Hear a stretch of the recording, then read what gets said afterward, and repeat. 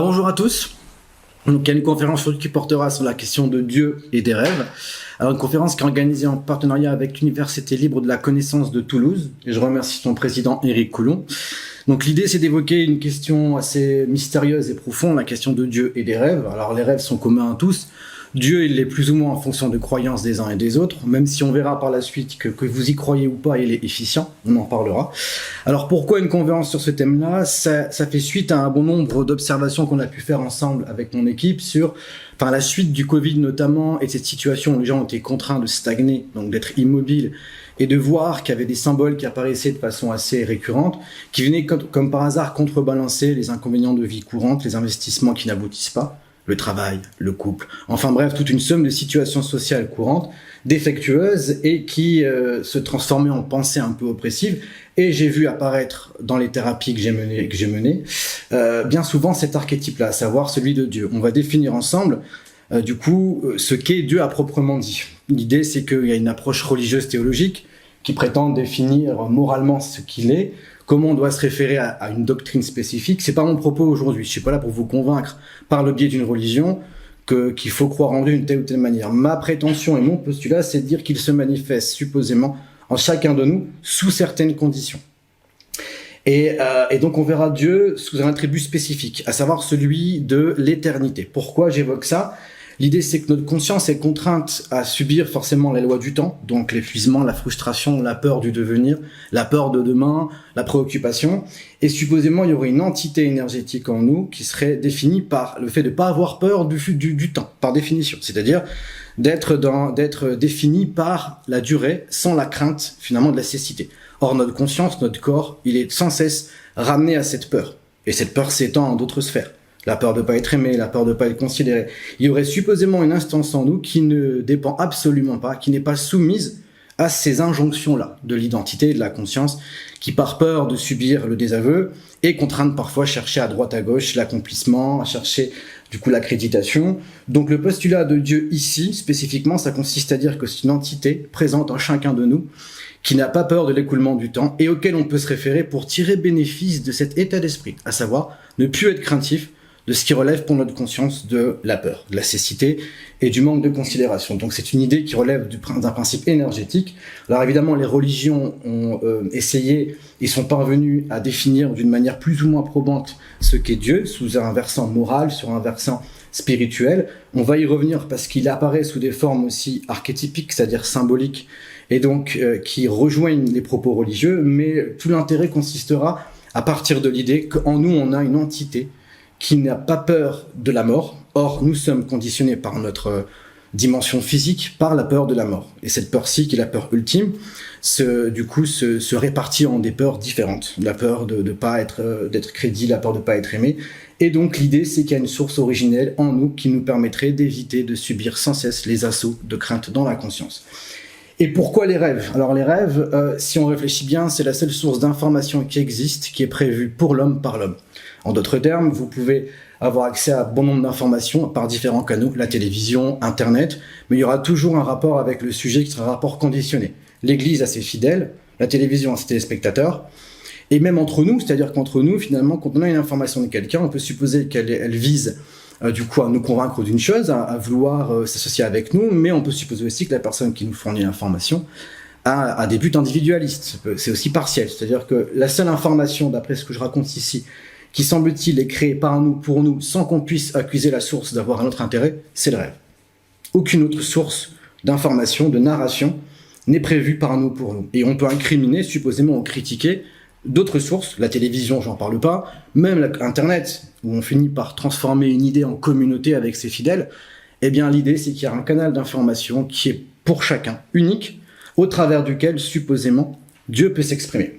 Alors l'idée, moi, que je vais évoquer avec vous, j'ai bien mis en avant que c'est pas religieux au sens dogmatique, mais néanmoins ça rejoint l'idée dans l'évangile de Matthieu, lorsque Jésus parle à la Samaritaine d'un temple intérieur. Quand Jésus s'adresse à la Samaritaine qui ne se considère pas comme légitime pour prier au temple pour des raisons de mœurs, Jésus lui dit « Il viendra un temps où tout le monde aura un temple en son cœur ». Supposément, si Dieu existe et on peut communier avec lui par le biais du rituel dans un temple, une église par exemple, moi je dis, et je suis convaincu que le temple existe, il est en nous et que Dieu peut se manifester. Mais évidemment, il ne se manifeste pas dans nos certitudes, mais plutôt derrière nos peurs. Ce qui évidemment rend la tâche un peu difficile, mais comme la peur et la souffrance ne manquent pas d'arriver, il peut s'agir là aussi d'opportunités, bien qu'on considère ça comme des fatalités. Donc je vais analyser avec vous 5 rêves, en tout cas développer une analyse de 5 rêves, qui, pour des configurations chaque fois différentes, mais qui rejoignent une idée spécifique et un plan d'ensemble commun. On va commencer avec le rêve d'un sujet, du coup âgé de 42 ans au moment du rêve. Alors c'est un sujet qui a fait un rêve relatif du coup à une situation spécifique. Donc je vais à chaque fois contextualiser le moment du coup du rêve. Donc c'est une personne qui était en proie à des doutes, notamment sur sa légitimité, le rapport à la famille, on connaît tout ça, à savoir est-ce qu'on fait les choses bien, est-ce qu'on est légitime aux yeux des autres. Et la première entité sociale au travers de laquelle finalement on va attendre d'être aimé, c'est bien la famille. Donc c'est pour ça qu'on nous poursuit longtemps dans la vie par définition.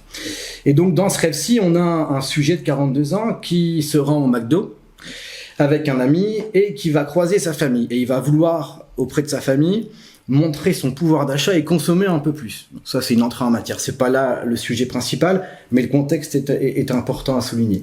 Après coup, il va du coup s'orienter vers une grande ville en Belgique. Il sera avec sa nièce, ou sa filleule, si je dis pas de bêtises, dans une situation manifestement de recherche de quelque chose. Et de quelqu'un plutôt. Il est au courant que le pape Jean-Paul II est présent dans cette ville en Belgique. Alors le sujet, quand on l'interroge sur la façon dont il perçoit le pape, c'est pas un sujet religieux a priori, pas du tout. Juste, il perçoit cette personne-là comme quelqu'un de sympathique, d'apparemment bienveillant. Donc parfois, on va le voir ensemble, le principe de Dieu, l'archétype de Dieu, qui n'est pas Dieu en lui-même. Ce qu'il faut dire, c'est que Dieu va prendre les habits qui sont subjectivement accessibles et tolérables à la conscience humaine pour se manifester. C'est-à-dire, on peut imaginer que il veut apparaître auprès d'un individu sous des traits acceptables. Donc il va avoir l'uniforme qui correspond à un type de personnalité qui est reconnu par le rêveur comme sympathique, comme bienveillant ou comme sage, comme c'est le cas d'un pape. Bien qu'on croit ou pas à la religion chrétienne, on peut très bien supposer qu'un pape est censé être vertueux, donc il peut occuper ce symbole-là. Il peut être un uniforme, enfin un habit parfaitement approprié pour que Dieu se manifeste à travers lui. Et donc ce qui se passe dans ce rêve-ci, donc on a une configuration où le rêveur est en train d'essayer de prouver à sa famille qu'il a un pouvoir d'achat, sous-entendu un pouvoir, c'est-à-dire une importance. Finalement, il se retrouve à chercher, en sachant qu'il y a le pape qui est dans un hôtel en Belgique, à chercher à le rencontrer, avec à ses bras, du coup, sa filleule. Et lorsqu'il parvient à le rencontrer, donc par différentes péripéties, la chose qu'il va être amené à faire, c'est se libérer de la tension. On appelle ça en psychologie une abréaction, c'est-à-dire laisser les eaux inférieures s'écouler et donner, du coup, dans les bras du pape Jean-Paul II, sa filleule. Et il y a un sentiment, d'après le rêveur, de satisfaction, d'évacuation importante. On a un premier exemple là de l'utilité finalement de l'archétype de Dieu. Si je reprends les éléments de contexte, c'est quelqu'un qui souffre comme nous tous d'un rapport à l'identité qui est parfois compliqué parce qu'on essaie d'exister dans le regard de chacun et on essaie d'avoir la caution aussi de nos pères par définition. Et donc souvent quand on pense à Dieu, on donne des attributs souvent parentaux, Dieu le Père par définition. Et là, c'est comme si l'inquiétude, la tension relative à cette peur d'exister en regard de l'autre ou de ne pas être considéré, il parvenait à l'évacuer comme ça par le pleur auprès d'une instance supérieure qui serait Dieu, revêtu finalement d'un personnage. C'est comme si le rêve était un peu un scénariste qui choisissait des personnages à son gré en fonction du message qu'il veut délivrer. Et là, donc sa filleule, on peut supposer aussi que ça correspond à l'âme pure, à son anima transcendant, c'est-à-dire l'âme la plus pure qui existe, détachée d'un rapport d'appropriation comme dans le couple ou autre.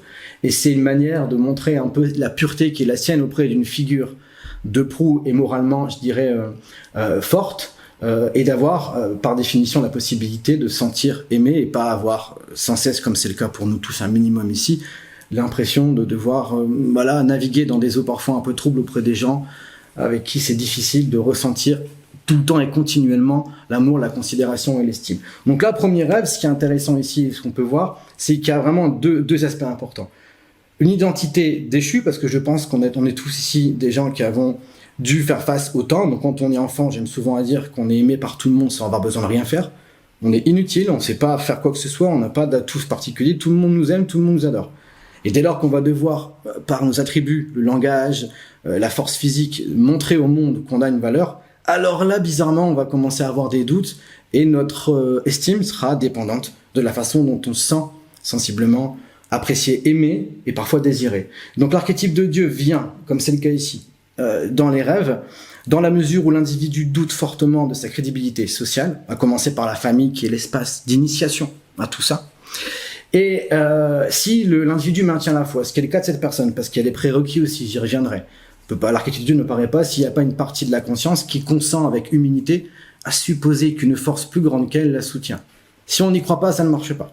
Si vous prenez pour Dieu vous-même en pensant que tout dépend de vous, ça marchera jamais. Surtout qu'on peut dire que ça marche. Il n'y aura pas d'émergence de ce symbole-là.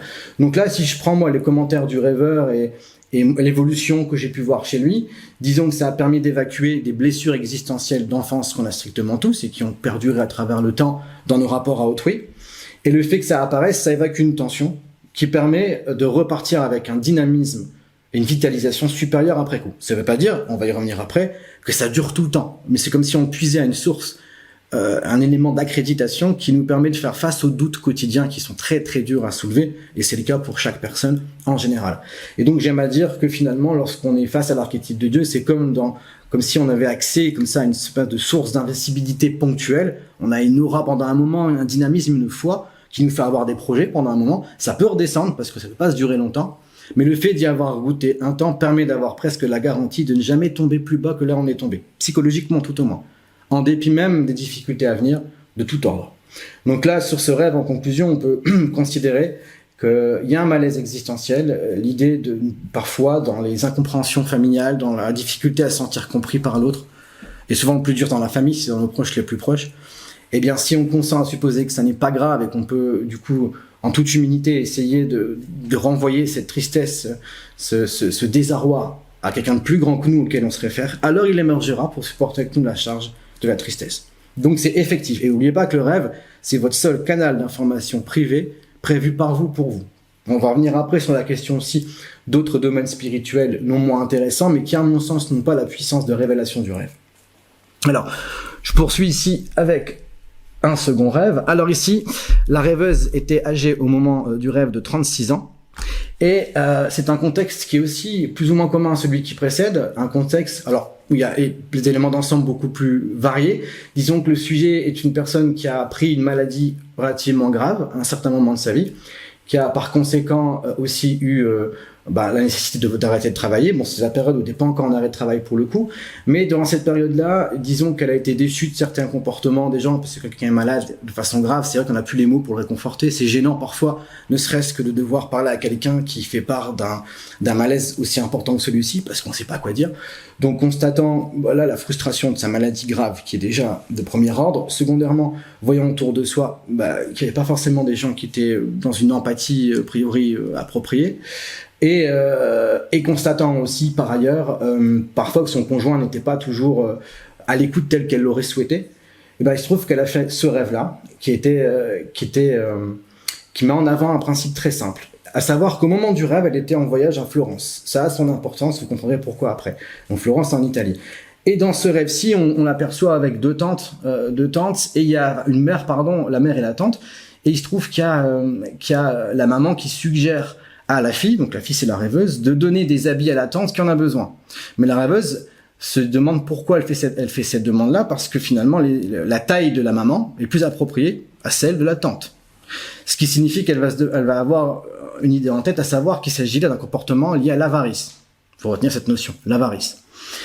Et ensuite, dans le rêve, elle va être plongée dans une situation avec des collègues, où des collègues se disputent entre eux, et là, elle va avoir l'impression qu'il est question d'orgueil, d'individualisme et d'égoïsme. Et ce qui va engendrer à la suite de ça une situation assez intéressante. Le rêve se conclut, donc elle voit une situation conflictuelle entre deux personnes.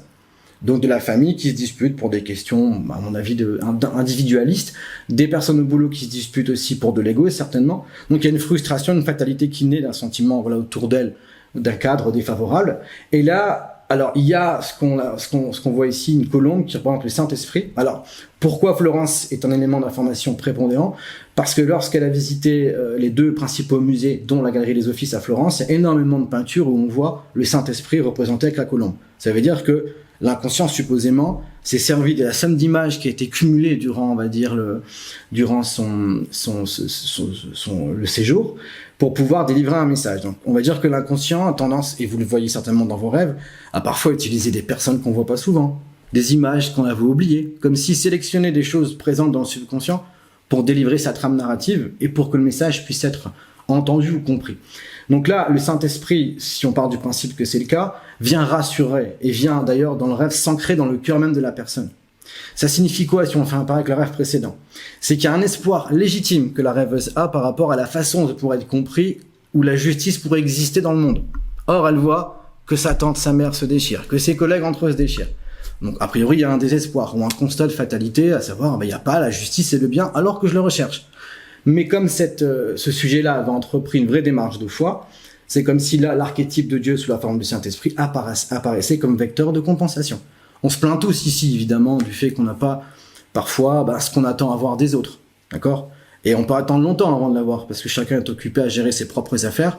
Alors là, si on maintient l'idée qu'il y a une justice qui existe, et c'est aussi ça, Dieu, c'est une justice qui existe, qui est relativement indépendante de celle qu'on cherche et qu'on croit avoir besoin dans les relations courantes. Vous n'aurez jamais satisfaction entièrement dans vos relations. Ça n'est pas possible. Savoir que les gens sont préoccupés par leurs nécessités, et par conséquent, s'il y a un principe en vous qui vous pousse à chercher le vrai, c'est qu'il existe. Sauf si vous le cherchez là où il n'est pas totalement assimilable, ça va être difficile. Et donc là, on voit deux situations précises, deux choses communes, la famille, un rapport d'identité qui est déchu, une situation de frustration, un sentiment d'injustice, et en même temps des peines cumulées qui sont évacuées dans le premier rêve par le biais des pleurs auprès de l'archétype de Dieu qui prend la figure de Jean-Paul II, et ici pareil à la suite d'une visite au musée de Florence où elle a vu beaucoup de peintures qui représentaient notamment le Saint-Esprit, comme si voilà, t'as vu ça, je vais emprunter cette figure-là, te montrer que c'est cette voie-là qu'il faut suivre d'apaisement et réduire les attentes extérieures. C'est pas les annuler, c'est les réduire. L'idée globalement de fond du propos d'aujourd'hui, c'est d'attendre d'être rempli de l'intérieur pour mieux communier à l'intérieur. D'accord ? On va y revenir par la suite encore. Fait intéressant, toujours la même rêveuse.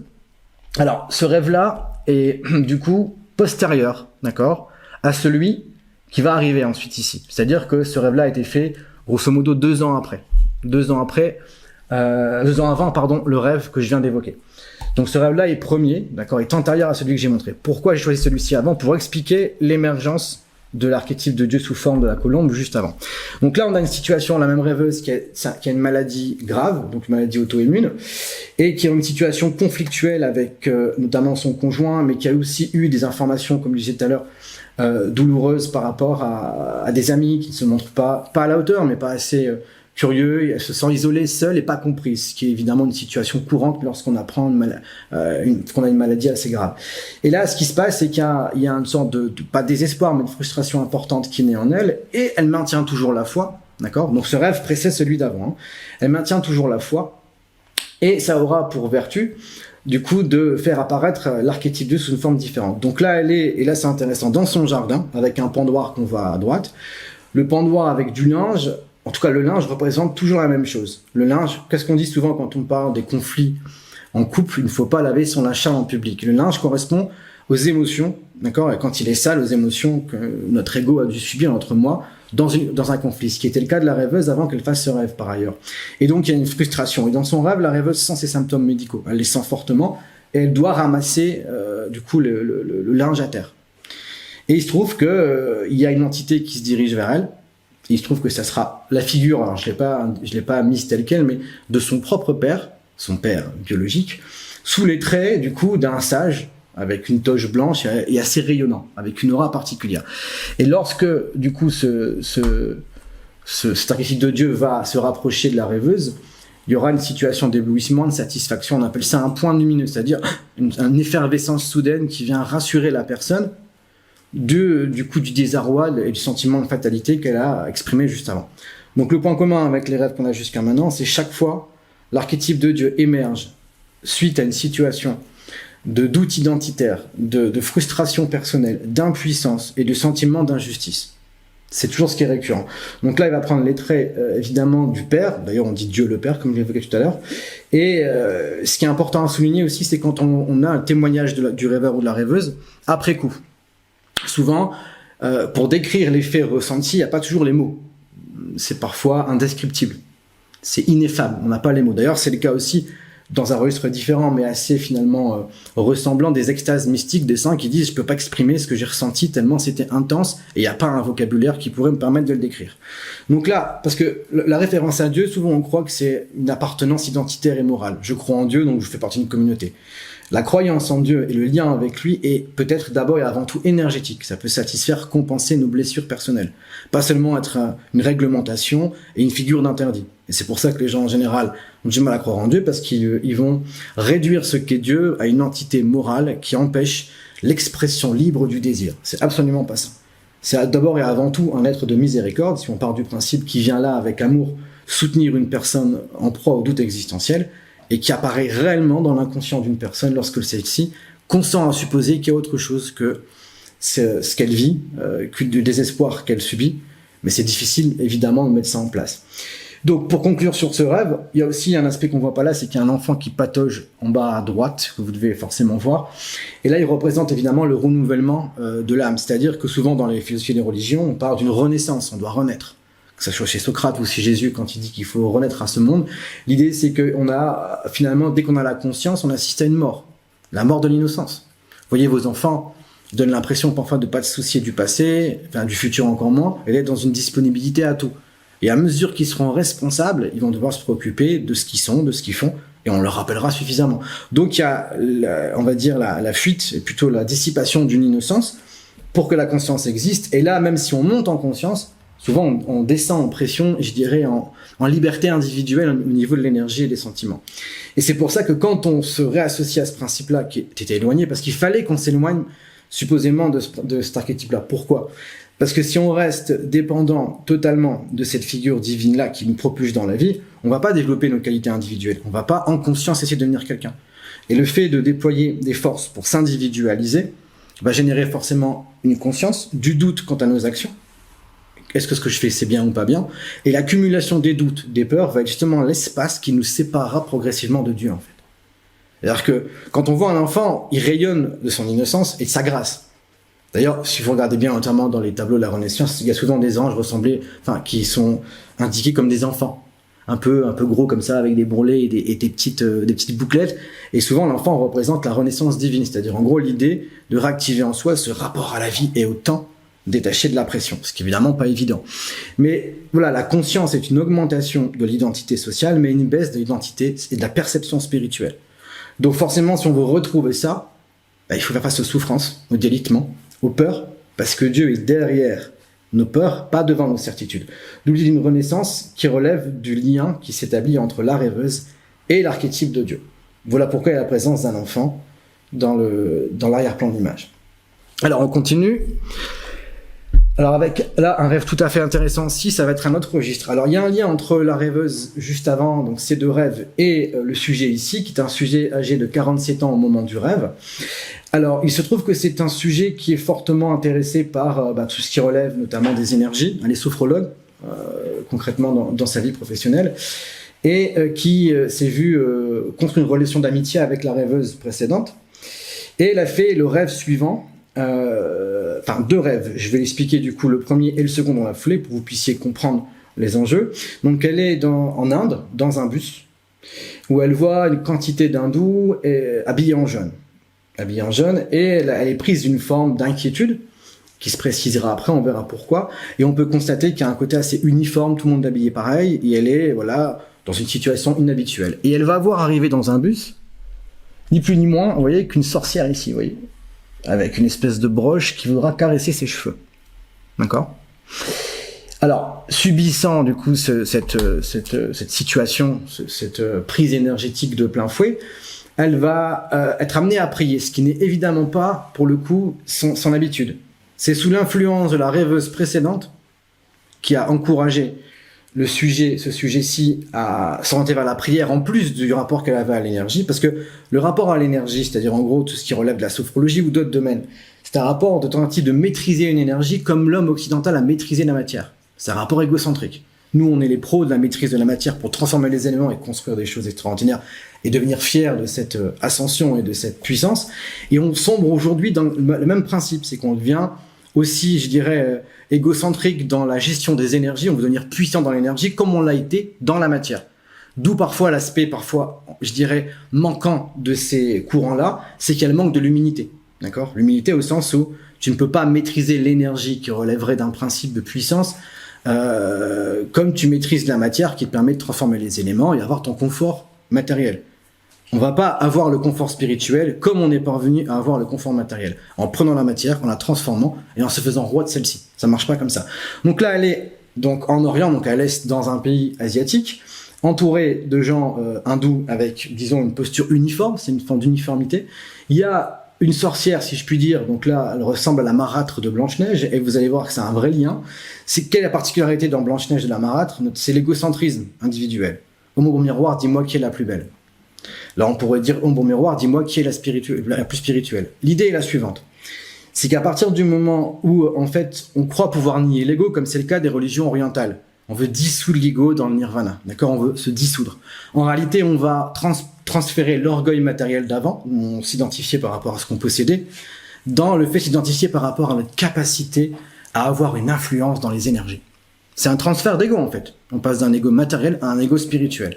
Il y a bon nombre de personnes qui ont des bonnes intentions, mais qui cultivent inconsciemment, du coup, un ego énorme et qui donnent une puissance gigantesque à l'archétype de la vieille dame de Blanche-Neige. Je sais pas si vous voyez un peu l'idée que je développe ici. Donc, qu'est-ce qui la sauve ? Parce il va se passer une chose. Donc là, elle se rappelle aux discussions qu'elle a eues avec l'influence de la rêveuse précédente sur la dimension de la prière, qui est une posture totalement contraire à l'énergétisme. La prière, c'est je suis passif, humble, s'il te plaît, aide-moi. L'énergie, c'est je vais, moi, te transformer, te rendre bien. Il y a quand même quelque chose qui manque. Il ne s'agit pas de dire que l'un est totalement répréhensible et l'autre pur, mais je pense que l'un gagnerait beaucoup à être accompagné de l'autre. C'est ma conviction. Donc là, une posture humble, du coup, qui lui a été apprise tout récemment avec la rêveuse du rêve antérieur, vient l'aider à sortir de cette situation, où d'ailleurs, petite indication qui a une importance énorme, c'est que vous voyez, donc du coup, elle essaie de toucher ses cheveux, d'accord, dans le rêve. Les cheveux, c'est ce qui représente chez nous l'énergie, au sens premier, l'énergie vitale.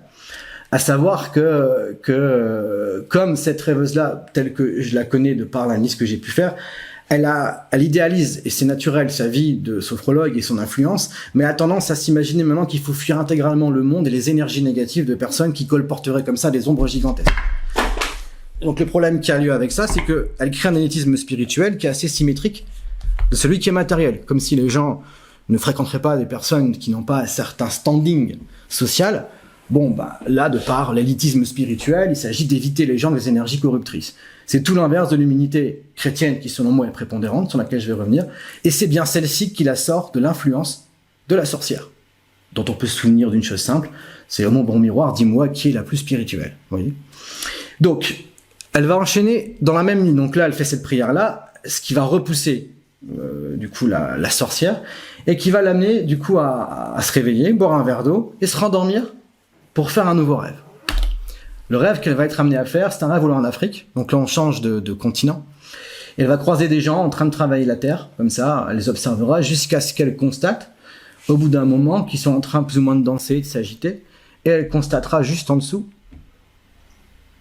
l'émergence de la figure du Christ, en dessous, qui va remplir son cœur de joie et de satisfaction, ce qui est relativement comparable aux rêves qui ont précédé. Et donc là, on voit une configuration différente du premier rêve. Si je puis dire, le premier rêve, c'est une tendance chez la rêveuse à aller vers l'avant dans son idée énergéticienne de l'influence qu'elle peut avoir. Donc on va dire que les hindous représentent ce côté uniforme. Nous, l'Occident, on se caractérise beaucoup par le côté personnel, parce qu'on crée des choses différentes. On est l'épopée des héros, l'épopée des saints. C'est pour ça que c'est les Chinois qui viennent en général visiter les monuments religieux européens, moins l'inverse. Non pas qu'on est mieux qu'eux, c'est qu'on a un rapport avec le personnel, avec l'épopée individuelle qui est beaucoup plus ancrée. On va dire le substrat inconscient oriental, il est beaucoup plus lié à l'uniformisme. Alors c'est très bon quand ils font des chorégraphies dans les stades, c'est magnifique. C'est-à-dire qu'ils ont une capacité à être dans une harmonie collective, mais en termes de personnalité, en termes de personnification, c'est très limité. C'est-à-dire que la doctrine, on va dire, orientale, c'est éviter la souffrance, d'accord ? Pour plonger dans le nirvana, l'Occident, c'est transformer la souffrance. Raison pour laquelle notre Dieu à nous est un Dieu en croix. Il n'est pas sur un trône et il n'a pas évité les liens humains, il a essayé de les transfigurer. D'accord? Donc notre religiosité, nous, inconsciente, c'est la transfiguration des choses, leur sublimation. Et disons que l'Orient, c'est essayer d'éviter les problématiques de désir pour pas avoir les conséquences relatives au désir. Donc là, il se trouve, et là c'est hyper intéressant, parce qu'on part du principe que l'Afrique est évidemment située en dessous, localement, de notre continent à nous, et c'est en dessous, d'accord, qu'elle trouve la figure de Dieu. Alors, il y a eu la Pentecôte récemment qui correspond à un événement où le Saint-Esprit descend sur les apôtres. Il y a eu évidemment la Pâque avant. Et dans le mythe chrétien, qui n'est à mon avis pas un mythe, ça c'est mon avis, il y a Jésus qui, avant d'être ressuscité pendant 3 jours, va en enfer. Et c'est parce qu'il est parti en enfer qu'il ressuscite. Prenez symboliquement ça. Elle doit descendre quelque part, et pas monter pour trouver la figure de Dieu.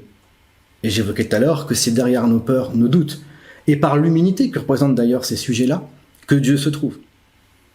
Donc là, fait super intéressant si on articule les rêves de précédents de la rêveuse qui a cultivé pendant longtemps une foi face à la maladie et face à des situations graves, et qui est parvenue à se rapprocher de cette source d'accréditation qui apaise notre conscience du doute d'être légitime, et qui a, par le fait d'avoir cultivé sa spiritualité par la prière, encouragé quelqu'un à le faire, et ce quelqu'un est sauvé manifestement dans un rêve par la prière, d'accord? Et elle trouve la figure de Dieu.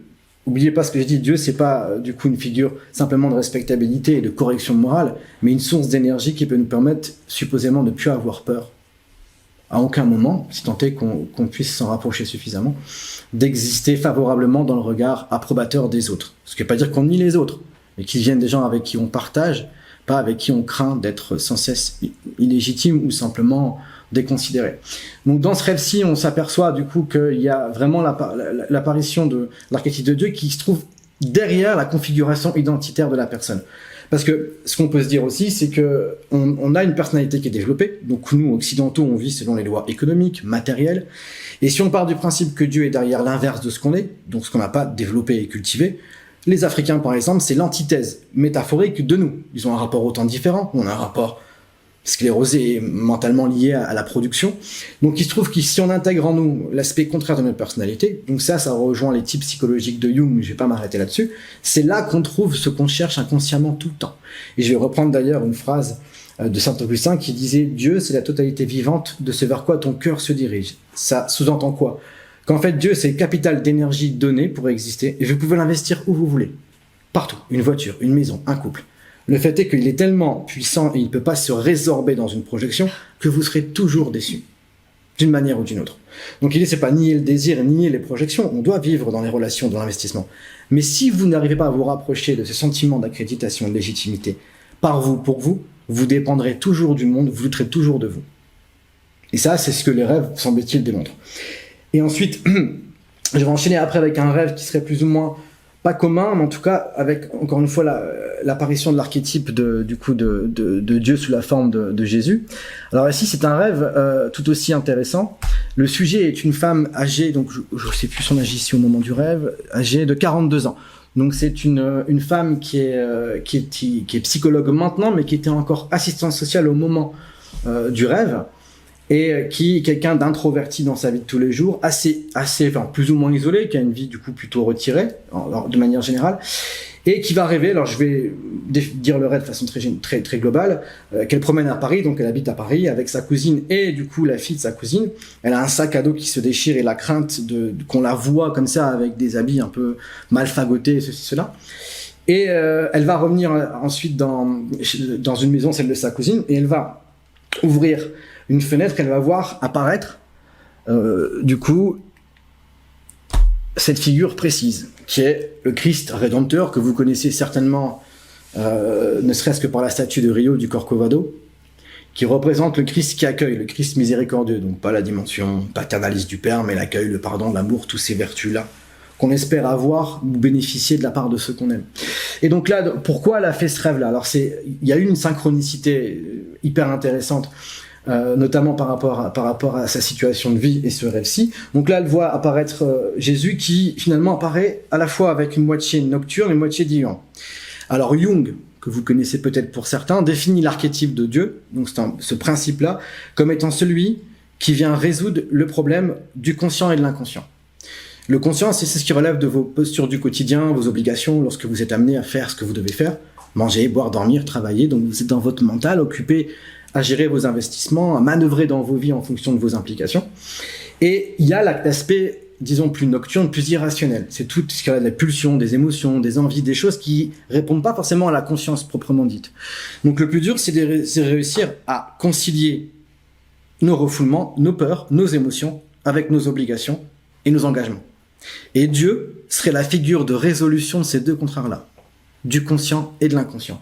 D'où le fait qu'il apparaît dans un nuage comme ça, un tourbillon, avec la nuit et le jour. D'ailleurs, on voit bien dans la vie courante, la nuit, c'est souvent ce qui relève de l'intensité, de l'amusement, ou même de la violence. La nuit, c'est l'irrationalité. Le jour, c'est quand on voit une ville en ébullition, qui travaille, qui est occupée, comparez ça à votre conscience. D'accord ? La nuit, c'est le mystère, la nuit, c'est l'irrationalité, c'est des choses qui sont plus par l'histoire nocturne, et le jour, c'est les responsabilités. Et forcément, ce qui nous rend malheureux parfois, c'est pas savoir concilier dans nos vies, dans nos engagements, des aspirations irrationnelles qui vont venir parfois être en contre-indication avec l'espace dans lequel on s'inscrit. Au travail, par exemple, pour prendre ceux qui vont pas, par exemple, croire en Dieu et supposer qu'il n'y a aucune entité volontaire, créatrice qui existe et qui a une caractéristique qui serait l'amour, c'est ce qu'on définit dans le christianisme, eh bien, s'ils n'ont pas conscience de ça, ils vont projeter inévitablement sur des figures, sur des gens, des attentes immodérées.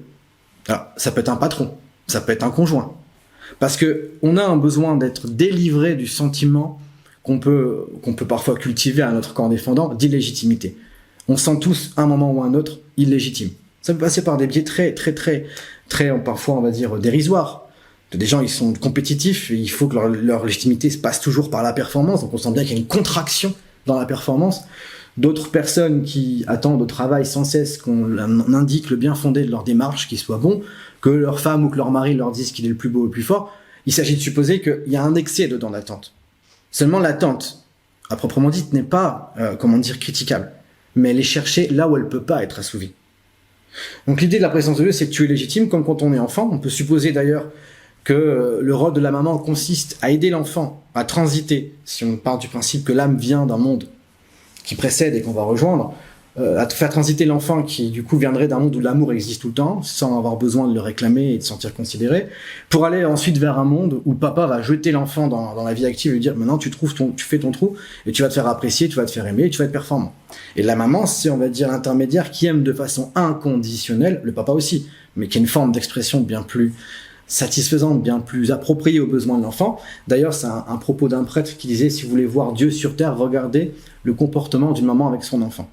Donc il y a forcément un interlude qui permet à l'enfant d'appréhender le monde et la multiplicité, donc son identité plongée au cœur d'une gigantesque fourmilière où on se sent être un être dérisoire par rapport à ce monde-là, hiérarchisé. Donc d'après du coup ces rêves-ci, je vais encore parler de celui-ci parce qu'il y a une synchronicité intéressante, ce qu'il faut avoir à l'esprit, c'est qu'au plus un monde se désarticule socialement, ce qui est le cas aujourd'hui, on se rend pas forcément compte, mais il n'y a pas une doctrine collective qui fédère les gens. Avant, c'est le catholicisme, ça a toujours existé, en tout cas pendant 1500 ans en France et plus. Aujourd'hui, il n'y a pas une idée collective qui permet aux gens d'avoir, un rapport commun à l'autre. D'accord ? C'est la première fois que ça arrive dans l'histoire, pratiquement, qu'on n'a pas un socle commun de croyances. Donc, il y a un délitement social, les couples ne tiennent plus forcément, les rapports amicaux sont aussi parfois défectueux, j'en parle même pas du rapport économique, le sens qu'on a dans nos vies, tout ça disparaît, et du coup le constat que je fais moi à travers l'examen thérapeutique et donc le fait de traduire les rêves, c'est que réjouissez-vous en fait, là où le mal abonde, la grâce surabonde, l'archétype de Dieu n'apparaît pas quand l'homme s'est fait Dieu et qu'il n'y a pas besoin de qui que ce soit. Prenez nos parents, ils étaient dans une phase ascendante de l'humanité matérielle, donc le progrès, tout se passera bien, on n'arrête pas le progrès, donc ils pensaient à rien du tout, donc forcément Dieu n'est pas nécessaire, l'homme s'est fait Dieu. Mais quand la construction de l'homme s'effrite et génère des tensions, des malaises, des ruptures, des situations inédites, plein de gens célibataires à 20, 30, 40, 50 ans, tout ça c'est pas que c'est mauvais ou bien, c'est que c'est plus une structuration homogène collective et elle appelle à un renouvellement, d'accord ? Et c'est au moment où il y a des blessures, des difficultés que justement l'archétype de Dieu apparaît. Ce qui est commun d'ailleurs à la Bible, pour certains qui connaissent éventuellement des passages, chaque fois Dieu s'adresse jamais à des gens qui dominent le monde et qui sont dans une situation, je dirais, de brio, une situation de pouvoir, mais des gens qui sont dans un désespoir relatif au monde, à l'injustice qui s'y trouve, et qui finalement vont recourir à une fois à une étincelle qui va être comme un moyen, voilà, de tisser un lien avec une instance qui garantit le sentiment de valeur. C'est exactement tout l'intérêt de l'émergence d'archétypes dans les rêves. Par ailleurs, cette situation-ci est parfaitement intéressante. Pourquoi ? Le sujet en question fait ce rêve. Et moi, je traduis tel que plus ou moins je vous dis avec plus de détails parce qu'il y a d'autres aspects personnels que je ne dis pas du rêve. Et il se trouve que je dis, pour moi, que l'archétype de Dieu est venu la sécuriser par rapport à ce qui se passe pour elle aujourd'hui, entre autres choses, et qu'elle suggère un relâchement de ses tensions par rapport à ses engagements. Donc, elle passait ses diplômes de psychologie, qu'elle a finalement réussi à obtenir. Et par ailleurs, elle avait une échéance qui allait arriver quelques semaines plus tard, où elle devait voir sa famille, qu'elle ne voulait pas voir à Noël, pas voir non pas par des aveux, mais pour des raisons de friction avec certaines personnes, ce qui est assez commun pour beaucoup de monde, j'imagine. Donc elle était craintive de voir certaines personnes, elle ne voulait pas, et je l'ai eu au téléphone ce jour-là. Et je lui ai rappelé d'ailleurs ce rêve en disant relâche-toi, il y a quelque chose avec toi qui t'accompagne. Bien à tomber, quand elle est arrivée chez une tante qu'elle n'a pas vue depuis 10 ans, il était accroché au mur devant la table, le Corcovado du Christ, à savoir la statue de Rio, celle qu'on connaît tous, où Jésus apparaît sous cette forme-là. Ce qui a généré en elle un sentiment d'accompagnement. Ah, putain merde. Et ce qui a du coup réactivé mes propos et qui l'a apaisé durant cette situation quelque peu inconfortable. Donc, vous voyez là un exemple assez concret. Et à partir de ces situations qui sont répétées quelques fois pour le sujet, parce qu'il est apparu sous différentes formes aussi, il y a eu un apaisement qui s'est opéré dans la vie qui est extraordinaire. Donc, pour revenir sur l'ensemble des rêves qu'on a pu traiter ensemble, il y a 2 aspects importants à retenir. Le premier, c'est que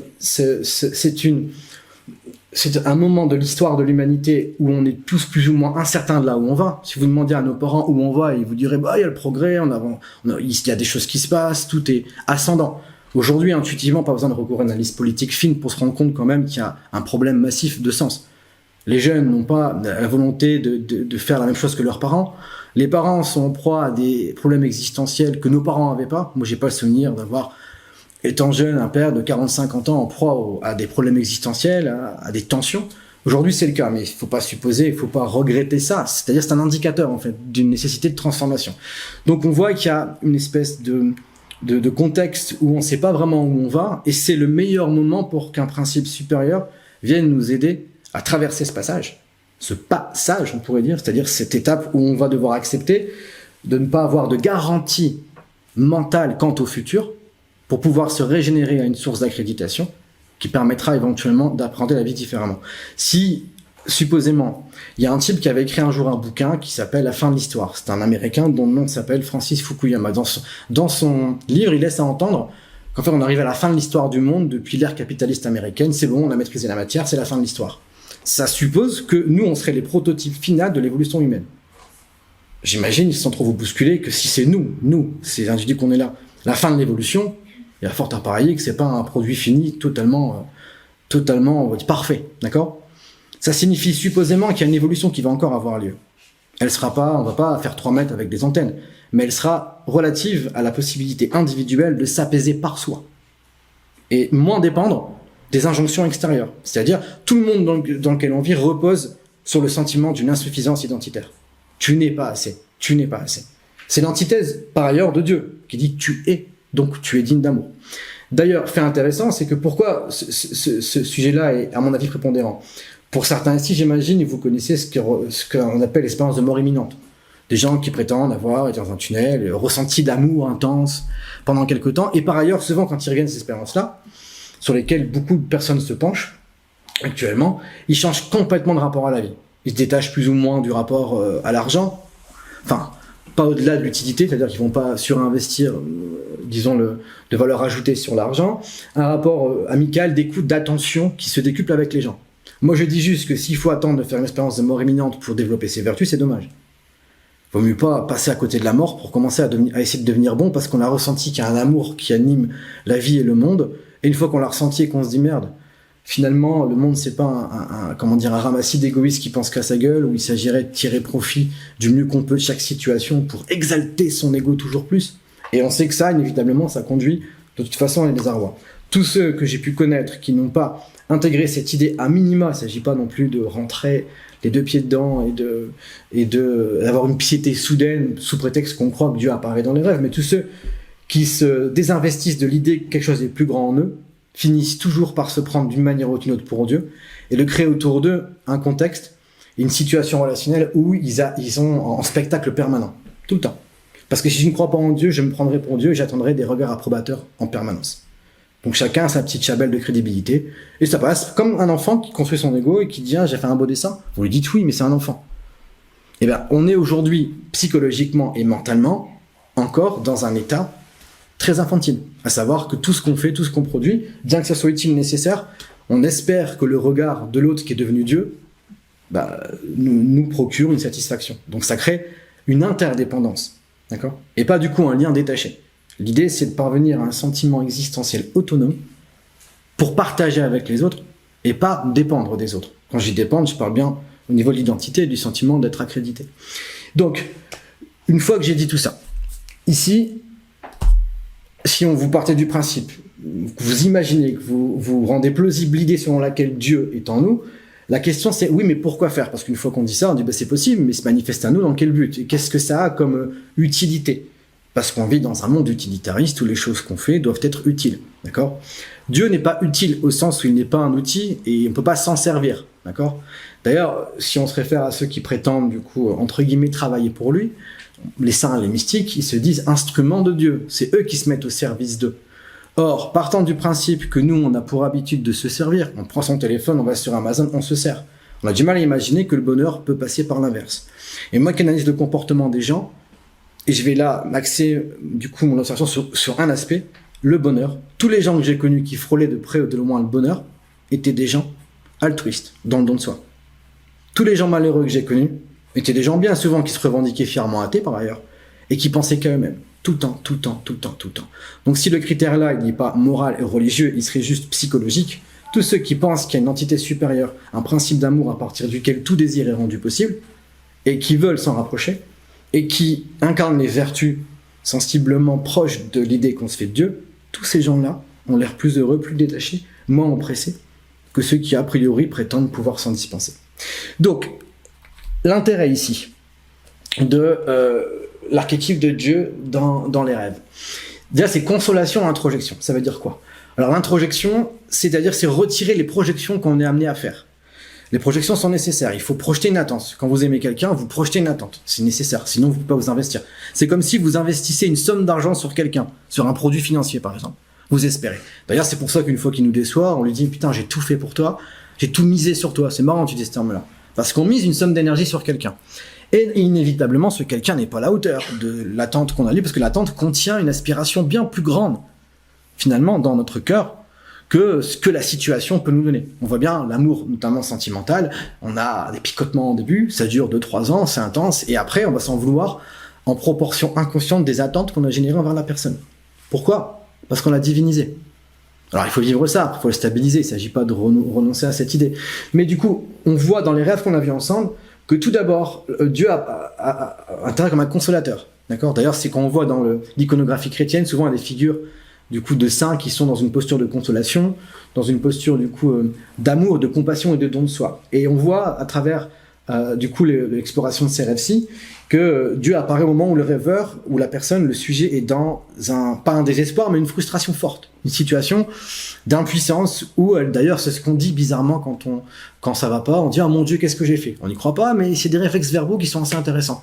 C'est-à-dire « Putain, il y a rien qui répond à mes besoins, finalement j'ai fait ce qu'il fallait ». Et du coup, je recours à ce mot-là spontanément. C'est quand même interpellant. Ça n'a pas de sens factuel, a priori. Donc, d'abord, Dieu intervient comme un consolateur qui vient vous aider à faire le retrait des projections. Ça veut dire limiter une attente. C'est pour ça qu'une rupture où on perd un boulot, c'est parfois une opportunité. Dans le sens où ça permet de recalibrer inconsciemment les attentes qu'on faisait en se les réappropriant. Et Dieu va venir au moment pour te consoler. C'est comme quand on est une maman et que le petit s'est raflé à terre. Mais c'est pas grave, tu verras, tu vas guérir. Eh ben c'est exactement pareil, sauf que c'est pour l'esprit, pour l'âme, et la posture de Dieu est la même. Donc là, on l'a vu notamment le premier rêve avec le pape et les pleurs du sujet, dans les seconds avec la personne avec ses problématiques de santé et sociales, et on l'a vu aussi avec la personne avec du coup l'idée des hindous et autres. Donc d'abord, il vient consoler, chaque fois consoler, relativement aux déceptions que l'homme va ressentir sur ses investissements. Et il permet d'introjecter. Alors, l'introjection, pour donner une idée de ce que ça représente, en fait, votre enfant, par exemple, lorsqu'il va s'établir dans le monde, il va faire des projections grâce à l'influence des parents. Il va dire c'est quoi ça? C'est un arbre. Donc il va enregistrer le mot arbre. Et il va assimiler plein de mots, plein de projections, il projette dessus le sens à mesure qu'il découvre qu'on lui indique ce que c'est. Et il va être adolescent, il va faire une crise d'adolescence. Il va dire je vous emmerde les parents, je me cache, je fugue. Il va faire une introjection. C'est-à-dire qu'il va avoir besoin de solidifier son identité propre pour pas être simplement la continuation des parents. Souvent, c'est ça les crises d'adolescence. Donc là, c'est pareil, mais c'est au niveau psychique et spirituel que je vous encourage à le faire. C'est l'idée qu'il faut retirer sa projection. Et moi, les gens que j'ai pu connaître qui ont réussi à se rapprocher d'eux sont des gens qui ont accepté la souffrance relative à la déception d'une rupture, par exemple, d'une perte d'un emploi, et qui ne sont pas débattus comme des gosses en criant que c'est la faute du monde entier. La souffrance que tu ressens est relative à l'attente que tu as mis dedans. Donc, ces apparitions-là sont là pour diminuer l'attente et parvenir à essayer d'obtenir en soi une espèce de richesse autonome et indépendante. Donc, consolation, introjection. Donc ça, c'est la première chose. Et là où c'est intéressant, c'est l'enracinement, la vitalisation.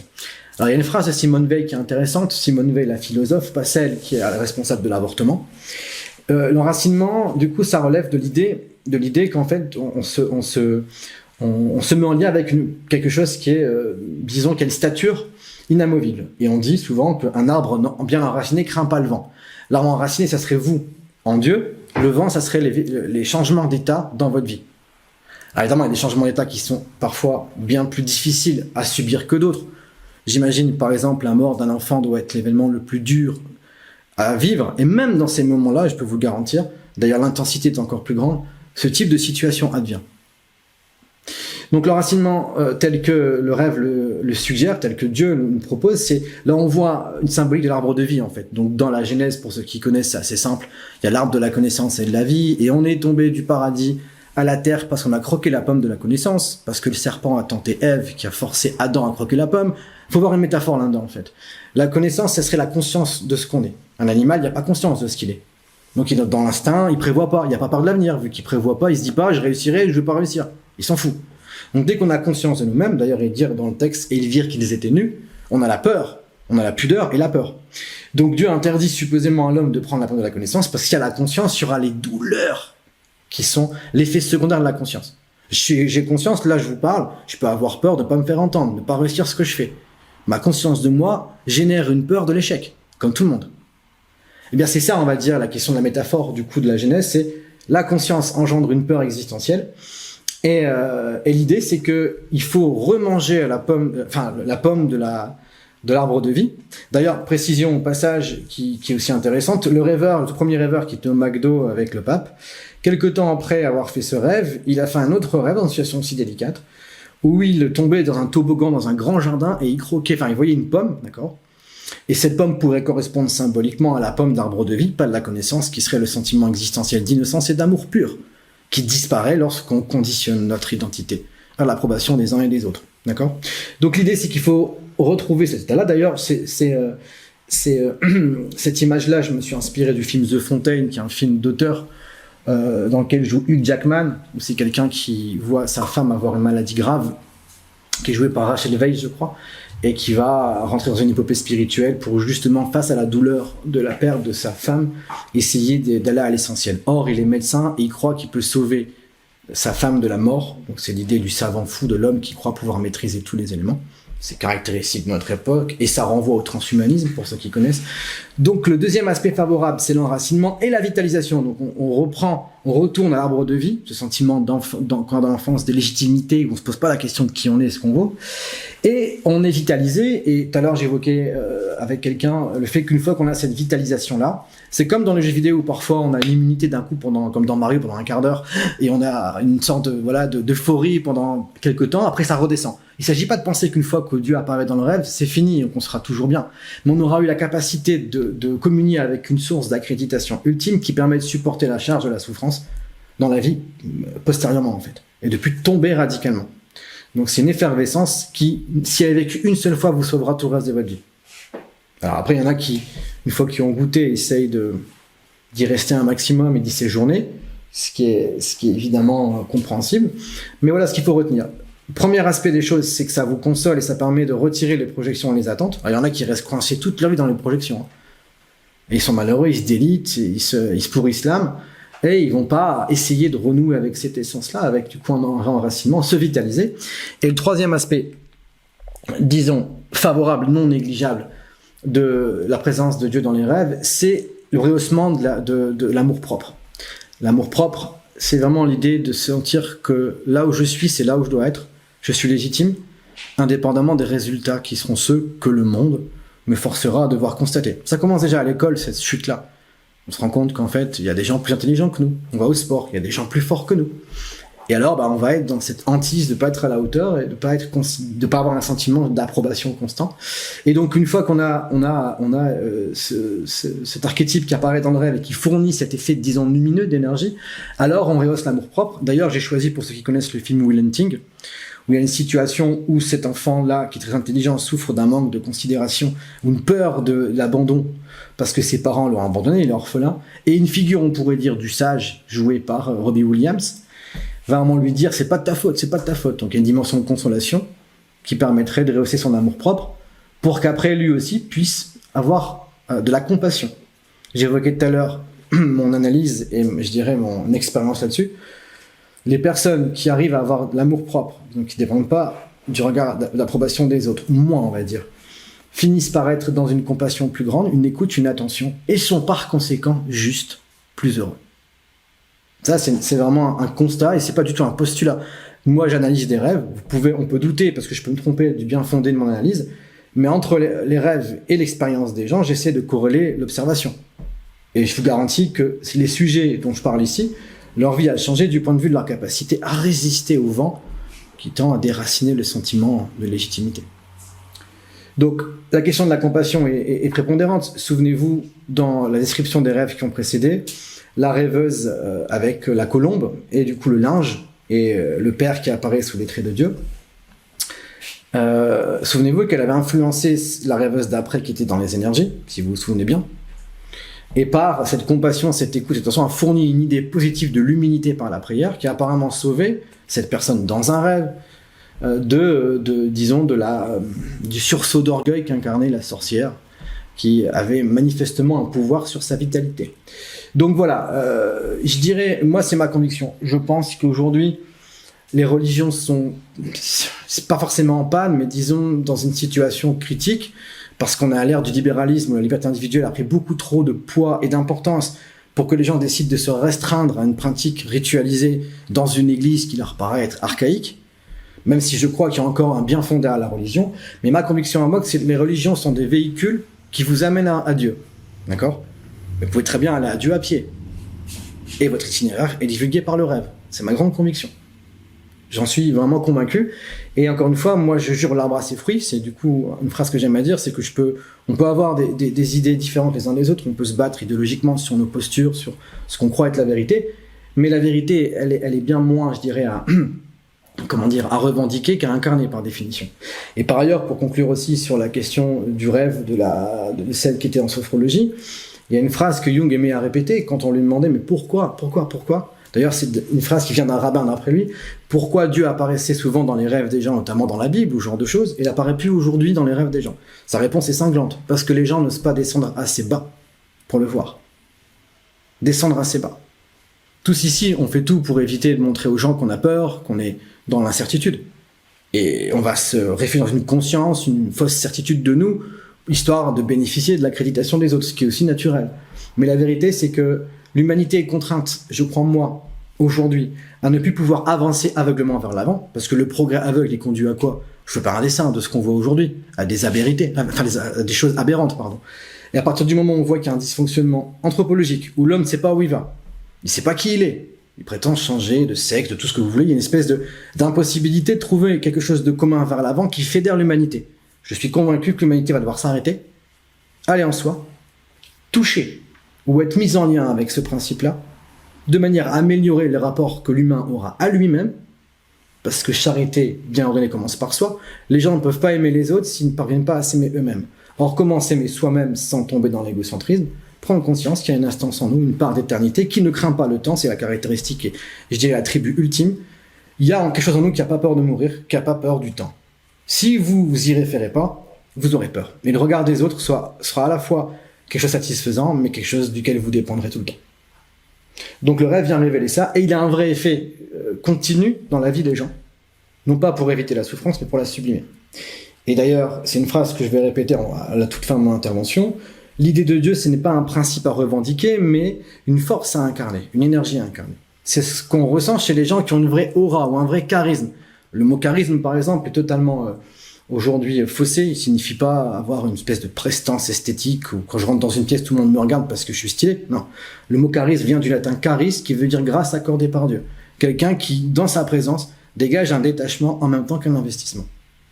Et l'humanité n'aura pas d'autre choix que se diriger là-dessus, parce que si elle maintient son ego en l'état, et avec la démographie qui augmente, et que l'ombre, c'est-à-dire la peur des gens, continue à être aussi importante, le système se servira continuellement des peurs pour générer des guerres, et pour maintenir des conflits, des tensions nerveuses, qui permettront à l'industrie pharmaceutique, qui permettront aux médias, qui permettront à tout ça de proliférer encore longtemps. Donc moi je dis que la solution à l'avenir de l'humanité ne passe pas par un changement politique, parce que si je ne change pas les hommes, tu ne pourras pas changer les structures. Un homme, il fait partie d'une structure, s'il n'est pas changé, il n'est pas élevé, bah son nombre, sa volonté de puissance sera toujours aussi influente. Donc, une fois qu'on a dit tout ça, ce que je me suis amusé à faire, figurez-vous, c'est que j'ai préparé cette conférence-ci, qui était déjà une conférence que j'avais effectuée par le passé. Je l'ai modifiée un peu, et je me suis amusé à demander à ChatGPT la question que vous voyez ici. D'accord ?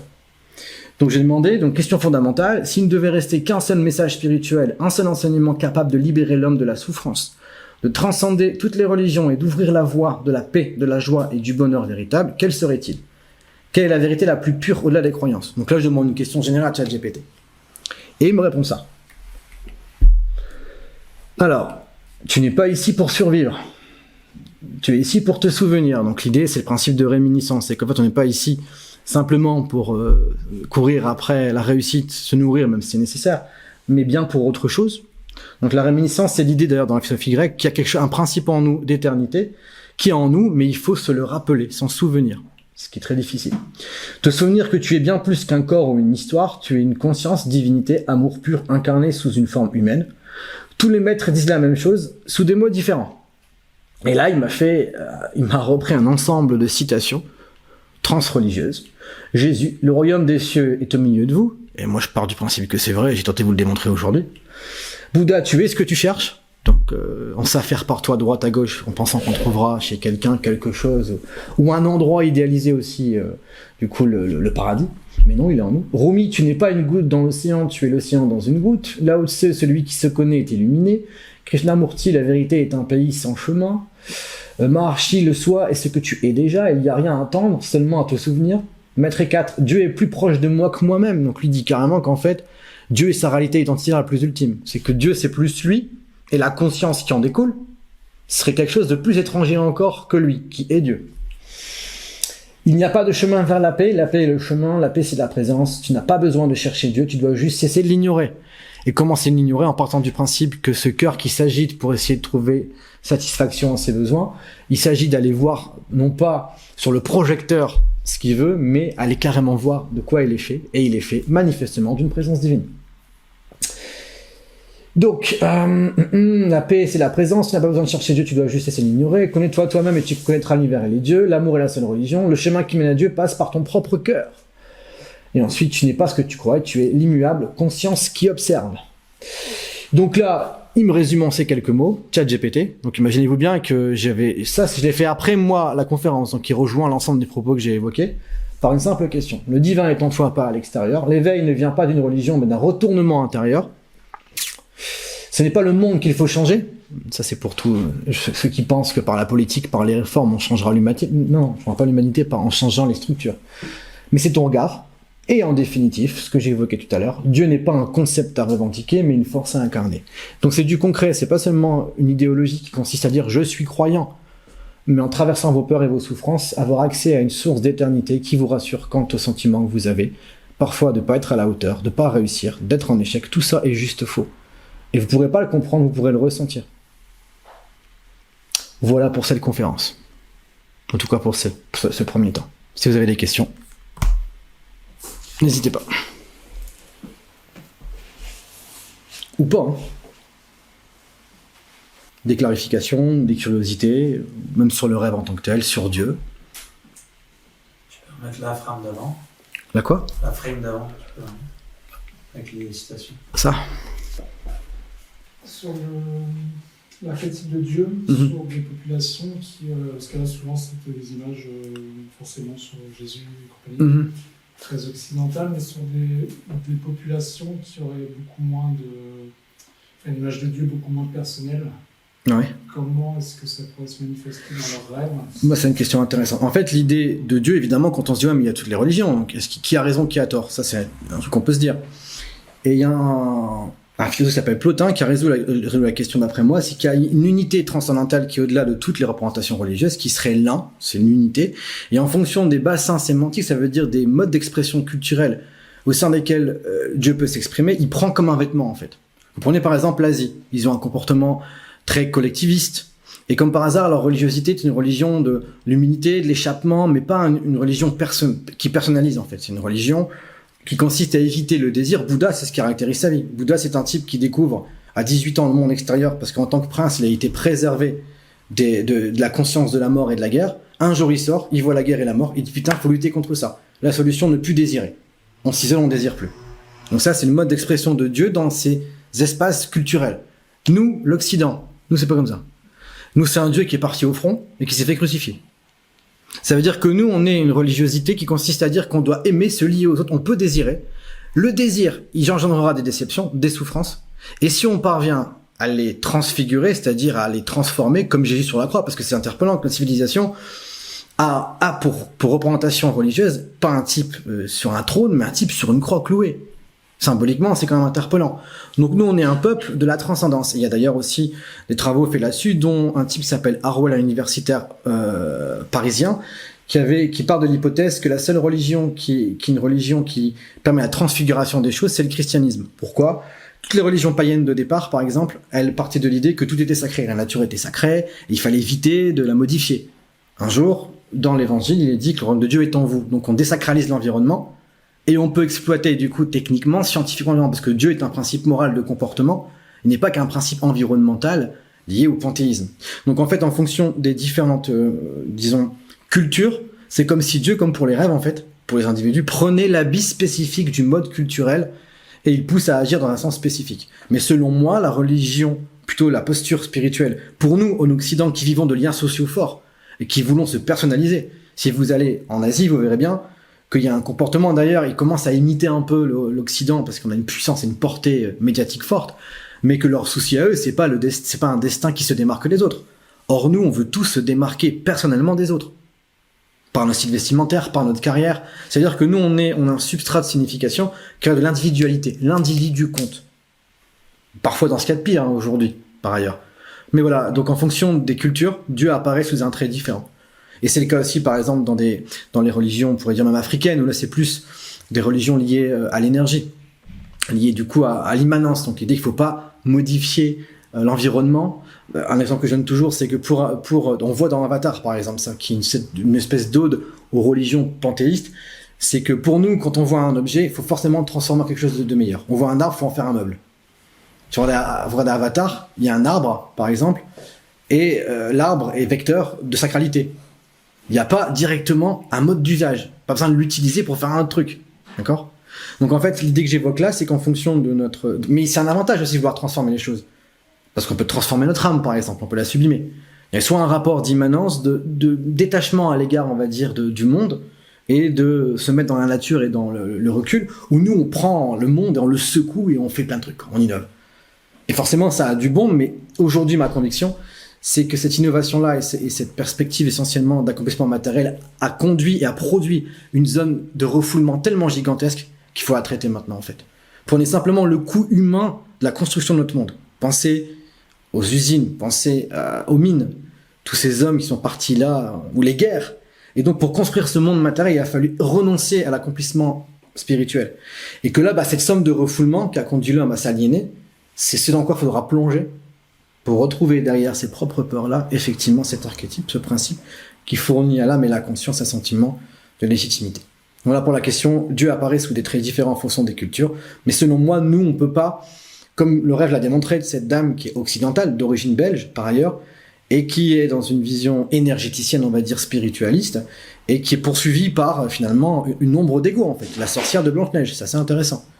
Parce qu'il y a un rapport totalement impersonnel aux choses que caractérisent d'ailleurs les hindous dans son rêve. Et finalement, Dieu se trouve derrière l'humilité, pas vouloir exister à travers une posture de supériorité, qu'elle soit matérielle ou énergétique. Dieu n'est pas là en fait. Mais beaucoup de gens qui s'intéressent à la spiritualité, c'est tellement dur d'aller en soi voir ses démons et ses peurs, qu'en général on transfère j'ai changé de vie maintenant, je suis passé d'un boulot qui me faisait chier à un boulot qui m'intéresse, je fais l'énergie. Mais ton ego en fait tu l'as pas changé. Tu vas transférer ta légitimité dans un espace différent en fait. Un espace d'énergie. Mais t'es la même personne qu'avant. Et donc les démons qui te hantent sont pas les mêmes, mais ils te hantent toujours. Supposément. Est-ce qu'il y a une autre question? Non? Tout ce que j'ai dit était clair alors. Et il y a personne qui a déjà réveillé l'archétype de Dieu dans ses rêves? Ou même que quelqu'un espère maintenant pour le vivre un jour? D'ailleurs, est-ce que vous croyez en Dieu? C'est moi qui pose les questions en fait. Et est-ce que la question que je vous pose, c'est ce que je vous ai dit là, ça vous a l'air plausible dans l'explication? Parce que c'est bien beau, j'imagine que ce que j'ai dit, ça a du sens. Mais il faut que ça résonne, je l'espère, en vous, comme une idée favorable de votre capacité à vous libérer de vos démons et de vos peurs. Est-ce que ça paraît cohérent? Après, ça paraît cohérent, mais dans tous les cas, c'est que avec chaque interprétation de rêve, c'est qu'est-ce qu'on en fait derrière dans le concret. Et comme tu l'as dit tout à l'heure, le fait de le rêver, c'est pas suffisant. Ça veut pas dire qu'on sera libéré pendant le reste de notre vie. Et je pense que c'est aussi peut-être une nouvelle injonction, que ça peut mettre de maintenant que je crois en Dieu, on va dire je suis obligée d'être heureux, alors que c'est beaucoup plus complexe que ça. Voilà. Bon, mon but simplement, c'est que vous puissiez comprendre qu'il y a quelque chose dans vous qui existe. Il suffit de tendre l'oreille, comme on peut le lire ici. Mais parfois, quand vous tendez l'oreille par là, il n'y a pas seulement que des anges qui vous sifflent à l'oreille, il y a aussi des démons. Et vos démons, d'ailleurs, le mot démon est assez explicite, ce qui ne vit pas dans le monde. Démon. C'est tous vos peurs existentielles cultivées, cumulées, dont l'origine commence dès que vous avez conscience. Quand on est enfant et un jour on fait une réflexion sur quoi que ce soit, notre poids, notre note, il y a un truc qui se met là. Et du coup, on va grandir, on va mettre ça de côté, en fait. Et évidemment, dès lors qu'on aura une déception extérieure, ça va ressurgir, il va y avoir encore une intensification de ça. Et évidemment, quand vous tendez l'oreille par là, parfois, si je vous parle de vos rêves, évidemment qu'il y en a qui font des cauchemars, et vous dites, putain, mais moi, je fais des rêves de merde, je fais des cauchemars, c'est le bordel. Oui. Mais si vous connaissez un peu les philosophies qui décrivent, du coup, l'accès supposé au paradis, pour y aller, il faut passer par les enfers. Il n'y a pas d'autre chemin. C'est inévitable. Et l'enfer, c'est ce qui est enfermé en vous comme crainte, comme peur, et comme doute identitaire, par définition. Mais il faut que l'espace soit disponible. Voilà, c'est ça aussi. Voilà, et c'est ça aussi que ma conviction, je l'ai pas évoqué ici, mais je crois qu'en fait, on va être dans les prochaines années dans une, a priori, une contrainte, parce que vous voyez très bien que le monde économique change. Pour ceux qui ont des enfants, je vais pas vous faire peur, mais le monde économique, les garanties que vos enfants aient du travail, peu importe le domaine, c'est très compromis. L'automatisation technique a déjà remplacé pas mal de gens. L'IA, dans le tertiaire, ça va être aussi une avancée qui va pas s'arrêter là. Mais pour moi, ça a un avantage énorme, a priori. C'est que quand les hommes ne seront plus occupés à croire qu'ils sont leur force, parce que des machines sont plus fortes qu'eux, à croire qu'ils sont leur intelligence, parce que des IA sont plus intelligentes qu'eux, ils vont devoir se définir différemment. Et qu'est-ce qui nous définit différemment des machines et de l'IA? C'est justement le pouvoir d'aimer, nous lier les uns aux autres. L'affect, la volonté, le désir. Seulement, quand on s'est établi selon la même mission de la matière, on croit qu'on est ce qu'on fait, on croit qu'on est ce qu'on a. Et peut-être que le monde dans lequel on va vivre va nous obliger à nous décentrer d'une espèce d'occupation, on pourrait dire frénétique, qui caractérise tellement notre civilisation, que ce soit le travail, la jouissance, espèce de compensation nerveuse. Et je crois qu'on va être contraint de devoir s'immobiliser. D'ailleurs, c'est ce que la vie fait parfois. À tout le monde, quand il y a un proche qui meurt autour de nous, qui est malade, là, il y a une immobilisation de votre psyché. Alors, on retourne dès qu'on peut dans les activités, on va s'affairer pour fuir la chose. Mais effectivement, à des moments dans vos vies, il y aura des situations qui vous immobiliseront pour mettre en lien avec ça, comme on le voit avec les sujets qu'on a traités aujourd'hui, spécifiquement. Donc, il faut la place, et je crois que si vous la faites pas maintenant, d'une manière ou d'une autre, progressivement, les difficultés que vous rencontrerez au cours de votre vie, malheureusement, s'accentueront, parce qu'au plus on traîne, d'ailleurs Jung disait que l'individuation, qui est cette lecture de vous-même à l'intérieur, au plus vous traînez, au plus les chances de réussir à traverser l'espace qui grandit à mesure que le temps avance, vos refoulements. Au plus vous traînez, au plus la difficulté est grande, ce qui explique malheureusement parfois les suicides.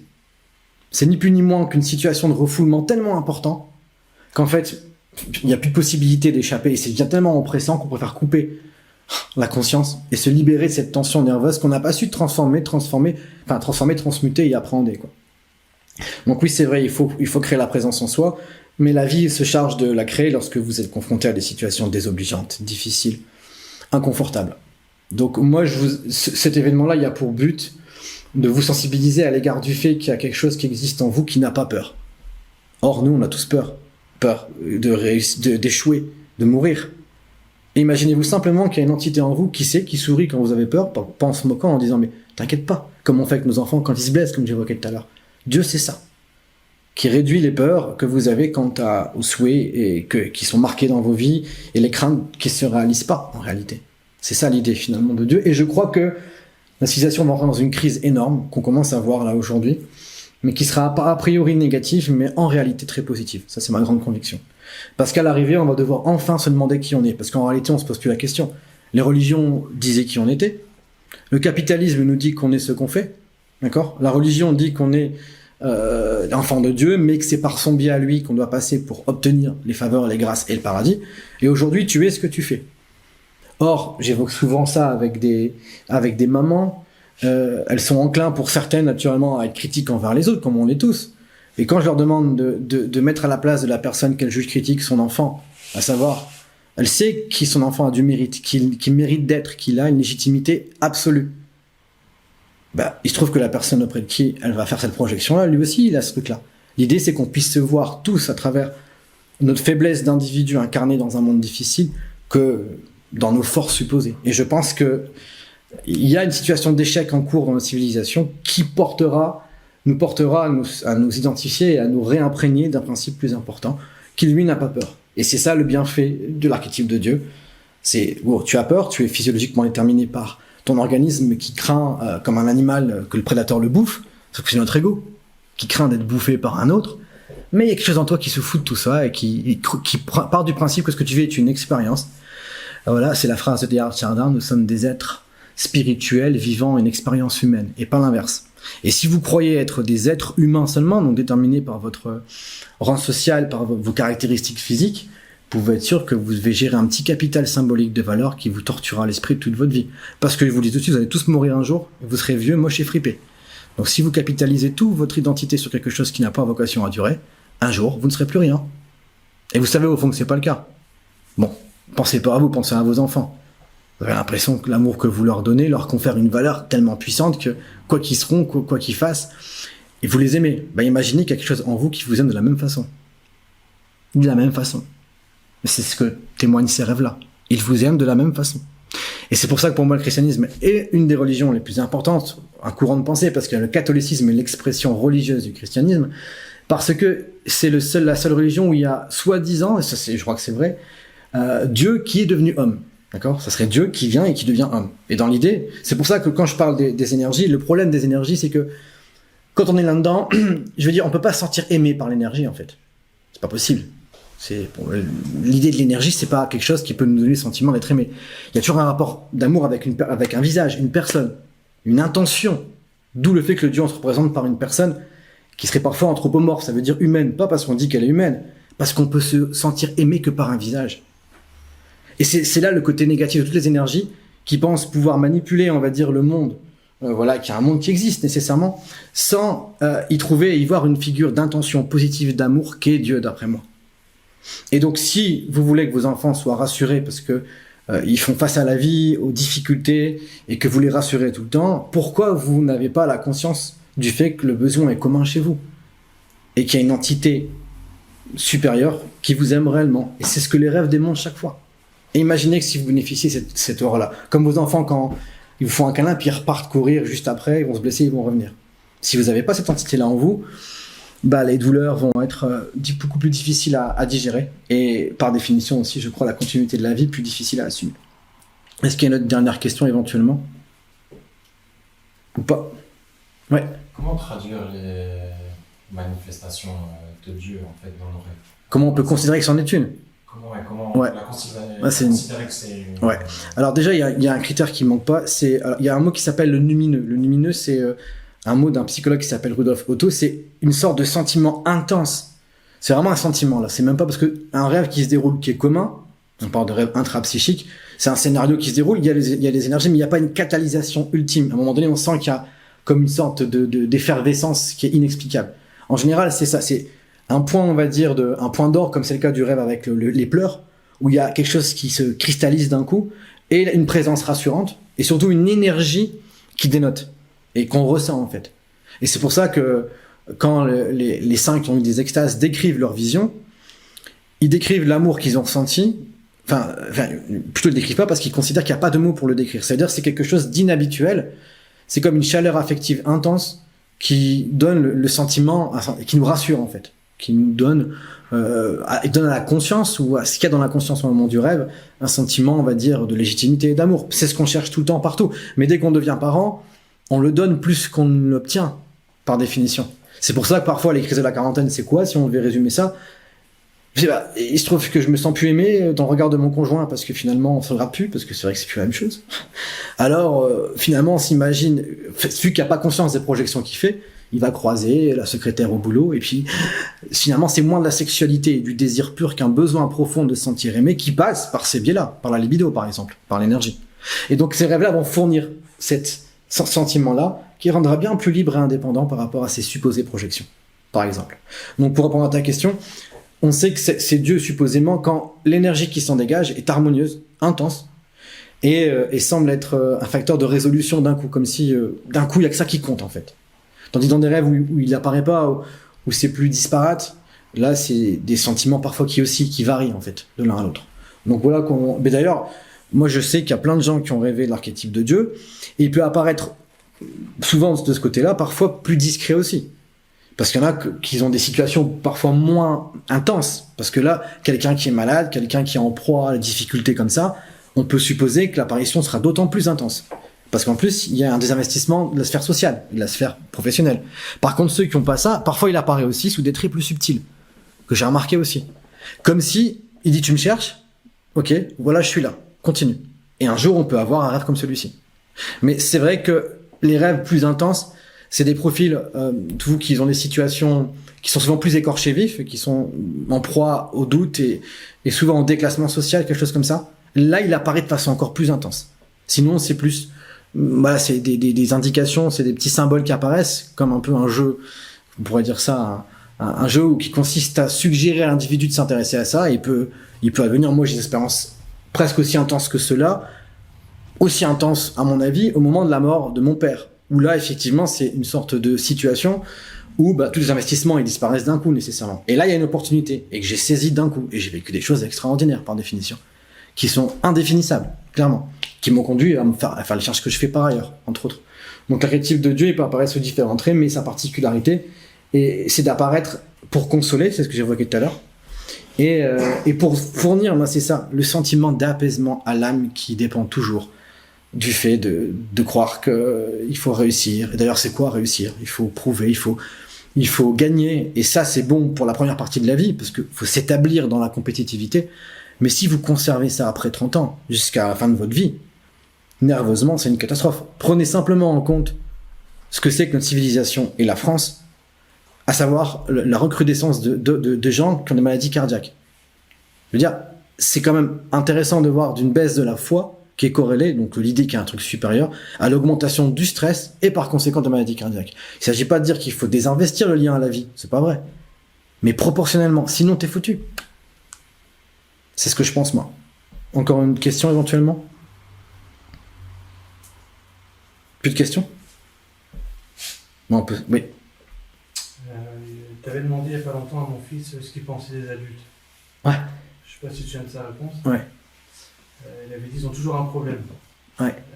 Et quand je vois une citation, là, il n'y a pas de chemin vers la paix est le chemin. La souffrance est le chemin aussi. Finalement. Ouais, c'est ça. Et par rapport à l'archétype de Dieu, ce qu'on a vu aujourd'hui, ces citations-là, c'est sage, et c'est Ouais. recherche de bien-être, etc. Est-ce que c'est possible une vie sans problème ou sans souffrance? Non. D'ailleurs, quand l'enfant vient au monde, il arrive pendant que sa mère elle hurle de souffrance. La souffrance, en fait, c'est le dommage collatéral relatif à l'incarnation. C'est que si Dieu part du principe qu'il aurait pu ne pas créer le monde, c'est une idée, il le crée. Mais dès que tu crées le monde, tu crées la pluralité. Ça veut dire la multiplicité. Lui, c'est une unité. Il crée la liberté. La liberté, c'est ce qui donne sens à tes choix. Si par exemple, tous les choix que tu fais sont bons et bien parce que Dieu est en toi, quel mérite t'aurais à faire le bien ou le mal? C'est-à-dire que Dieu te laisse avoir une identité, d'accord, qui permet de donner du sens au choix du bien ou du mal. Si on n'est pas libre, d'ailleurs, la liberté, c'est le leitmotiv de la civilisation moderne. Donc, si à un moment donné, Dieu agit en nous tout le temps, par exemple, tout le temps, et qu'on souffre pas, on ne serait pas libre. Si on veut être libre, on doit rester à la souffrance. Sinon, on est simplement le prolongement de Dieu, et comme il nous veut libre, il veut qu'on adhère à lui, à son principe, en toute conscience, par définition. Sans quoi, on ne pourrait pas revendiquer la liberté. Mais pour revenir à ce que tu évoquais, qui est intéressant, posez la question à vos enfants, simplement, qu'est-ce que vous pensez des adultes? Et je parle des enfants en mesure de réfléchir. Vous serez surpris de leur réponse si tant est qu'ils vous donnent la réponse honnête. Parce que parfois, pour ça les jouer, ils vont pas forcément répondre à la question de façon honnête. Mais c'est là où je dis que la crise est concrète, c'est que, à coup sûr, ça je vous le garantis, les jeunes sont en train de désinvestir le champ de la norme, en fait, pour beaucoup. Ils veulent pas suivre le même cursus, ils en ont marre de... Et alors on peut réprouver ça, on peut s'en plaindre du mode de fonctionnement habituel de l'école. Alors évidemment, je pense que c'est moins des structures que des gens qui s'y trouvent dedans, en fait. C'est difficile pour un enfant de se sentir jugé au milieu de 30 élèves par quelqu'un qui ne le connaît pas et qui dira de lui qu'il est intelligent ou bête juste parce qu'il y a une grille de lecture qui lui fait dire que c'est ça. Et non seulement la personne qui lui dit ça n'a peut-être tort, mais en plus quand il sent, parce que les enfants ça ressent, ce qu'elle est la personne, il y a de quoi peut-être se poser des questions sur la légitimité, on va dire, de ces démarches-là. Donc moi je crois aussi que l'absence fondamentale d'une paix chez les gens, avec l'idée qu'il y a l'éternité en nous qui nous permet du coup de faire face aux difficultés et aux peurs, si on l'active pas, on va générer des tensions et nos enfants vont les ressentir. Et croyez-moi, soit ils vous le feront payer d'une manière ou d'une autre, et ça sera normal, parce que si jamais c'était seulement que des éponges, il serait le camp de la continuité nerveuse de votre propre peur existentielle, et auquel cas, ça serait un drame, ça serait une contagion. Mais souvent, vous verrez que les enfants, ils vont parfois réagir avec des mécanismes de défense pour pas avoir à assumer ce surplus de nervosité qui aujourd'hui est probablement la maladie du siècle, la peur, quoi. Donc ouais, pour conclure là-dessus, l'idée que tu disais tout à l'heure que finalement la paix est en nous-mêmes, c'est vrai, et la difficulté c'est de se dire que pour la trouver, il faut faire face à tout ce dont on a peur. Et c'est pour ça que dans les trames narratives des héros, vous connaissez sûrement pas mal de films hollywoodiens qui se basent sur la trame de Jung le psychologue, sur les travaux d'un mythologue qui étudie la mythologie qui s'appelle Campbell. Il y a une trame narrative qui est commune à tous les mythes, où on voit apparaître toujours une situation commune, c'est un héros qui refuse l'appel du héros et qui va finalement s'y rendre. Et tous les films sont structurés de la même façon. Il va se rendre dans cet espace-là, on va dire, de peur. Et c'est parce qu'il arrive à faire face à ces peurs qu'il récolte un artefact, un Graal, quelque chose dans le monde des ténèbres qui ramène à la communauté humaine pour encourager chacun à faire de même. C'est ça l'épopée du héros occidental, c'est aller face, d'où les dragons, la princesse qui est derrière le dragon. Le dragon, c'est tes peurs, en fait. Et si tu vas pas avec tes peurs, combattre le dragon pour libérer ton âme qui est prisonnière de tes peurs, le dragon sera derrière toi, il va hurler, cracher du feu et du venin sur les autres. Mais encore faut-il oser aller au fond de nous-mêmes, c'est pas évident, mais je crois qu'il y aura pas d'autre solution à terme. Sinon, si on se maintient comme ça, il y aura toujours des rivalités, chacun pensera avoir la vérité absolue, les conflits d'ego se démultiplieront, et puis pour pallier à ça, on consommera, jusqu'à ce que la Terre n'ait plus de ressources, pour caricaturer. Plus de questions ? Eh bien, merci à tous.